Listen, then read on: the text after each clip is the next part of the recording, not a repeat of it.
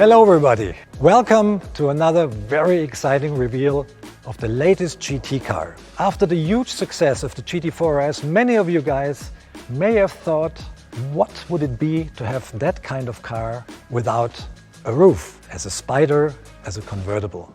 And behind me you will find the answer how it looks. And I can tell you it looks great. Here it is, 718 Spyder RS. We see the car here with the Weissach package. It's a GT3 RS without a roof, but it's a lot more than just a normal coupe with a chopped off roof.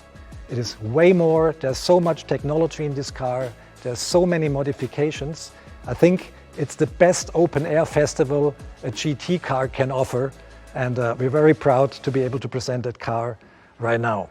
So now let's take a look at the car.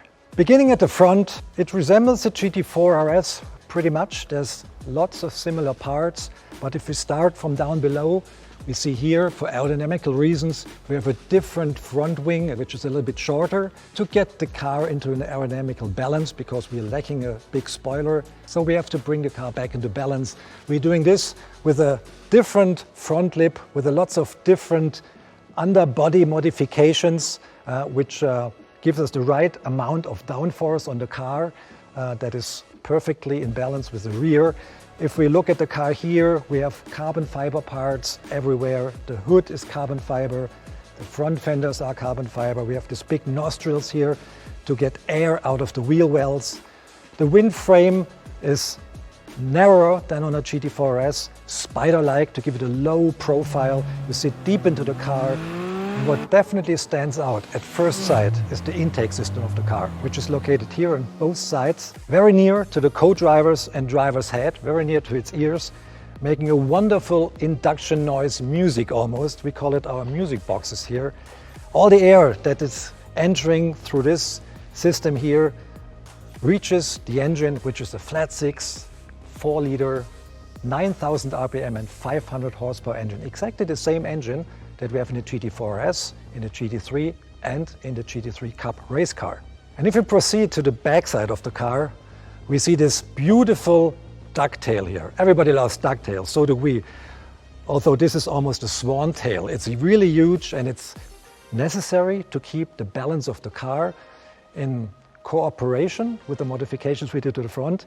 We could achieve a zero lift situation even on an open car. Normally, an open car always has a lot of lift at speed. This one hasn't. This is perfectly neutral.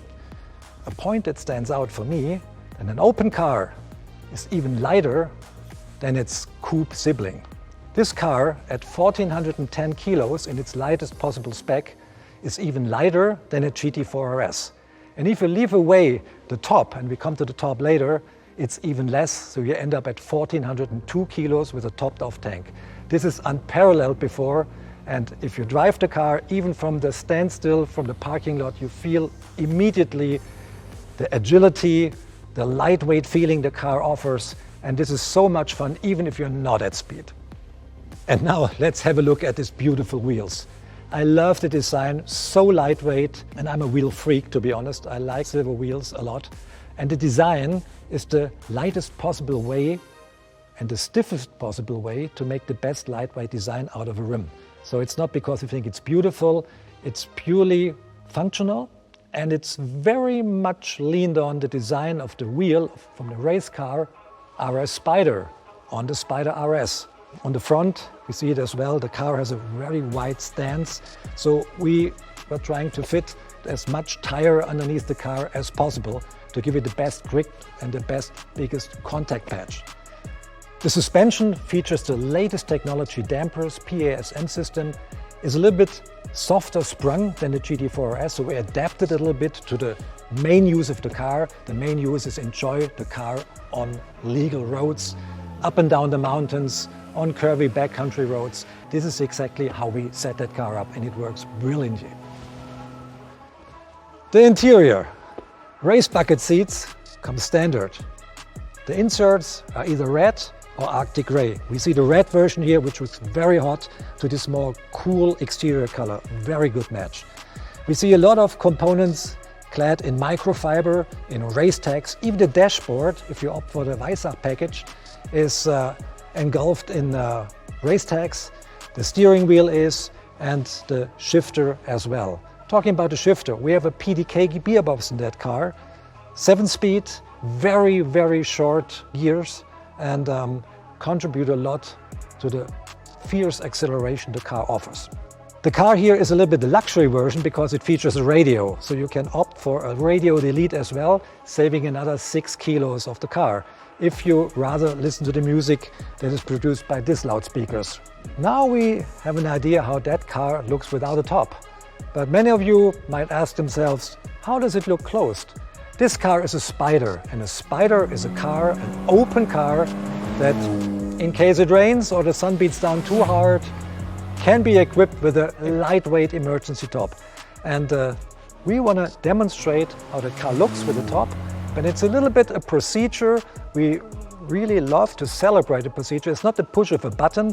We want a lightweight, really lightweight top here, and it's 16 kilos lighter than the top of a Boxster.